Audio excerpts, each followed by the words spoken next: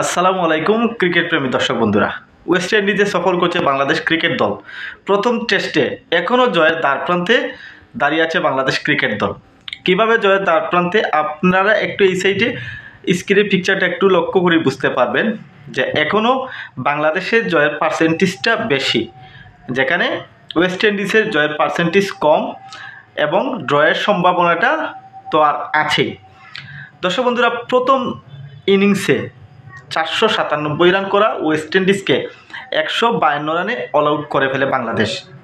এবং তাসকিন আহমেদ দুর্দান্ত বোলিং করেছেন, 6টি উইকেট নিয়েছেন, গুরুত্বপূর্ণ 6টি উইকেট নিয়েছেন।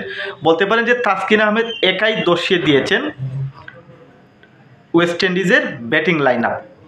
অপরদিকে তার বাংলাদেশের সামনে টার্গেট দাঁড়ায় 334। বাংলাদেশের ব্যাটাররা যদি গড়পড়তায় 300 করে 30 রান করে প্রত্যেকটা ব্যাটসম্যান, তাহলে কিন্তু 300 রানের ধারে কাছে পৌঁছে যায়। কিন্তু এরা হচ্ছে আমাদের বাংলাদেশের ব্যাটসম্যান, তাদের ধৈর্য শক্তির সময়টা আসলে খুবই কম, তারা এত ধৈর্য রাখতে পারে না। যাবে আর আসবে, পট করে আউট হয়ে চলে আসবে।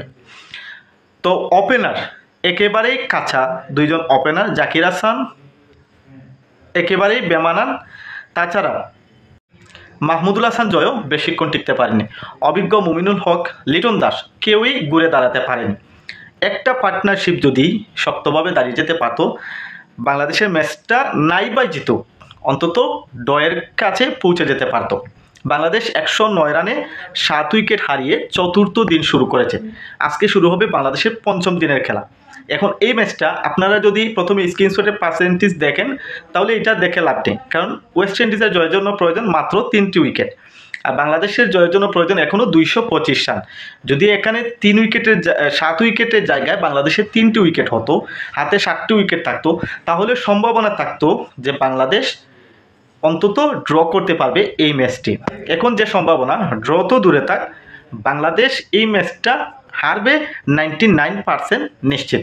কারণ পিছিয়ে থাকার মতো একজন শুধু জাকের আলী অনেক শেয়ার কতক্ষণ টিকবে, হয়তো প্রথম সেশন পুরোটা নাও লাগতে পারে। 5-10 ওভারের ভিতরেই বাংলাদেশের এই 3টি উইকেট তুলে নিতে পারবে ওয়েস্ট ইন্ডিজ। এবং ওয়েস্ট ইন্ডিজের যে প্লেয়ারগুলো টেস্ট খেলছে, তারা এত আহামরি অভিজ্ঞতা সম্পন্ন ক্রিকেটার নয়। এই ম্যাচে বাংলাদেশের এই ম্যাচে সম্পূর্ণ দায়ভারটাই কিন্তু ব্যাটসম্যানের ওপর পড়বে, কারণ বোলাররা যথেষ্ট ভালো করেছে এবং এই মুহূর্তে বাংলাদেশের টেস্টে বোলিং লাইন আপ যথেষ্ট স্ট্রং, যে কোনো শক্তিশালী দলের বিপক্ষে মোকাবেলা করার মতো। কিন্তু বাংলাদেশ ক্রিকেট দলের ব্যাটিংটা একেবারেই বেমানান। ব্যাটসম্যান এই যে মুমিনুল হক টেস্ট স্পেশালিস্ট, কিন্তু কোন এক সময় ছিল গুরুত্বপূর্ণ দায়িত্বশীল ইনিংস, বর্তমানে সেই ইনিংসটা পাওয়া যাচ্ছে না। লিটন দাসও ধারাবাহিকভাবে পারফর্মার না।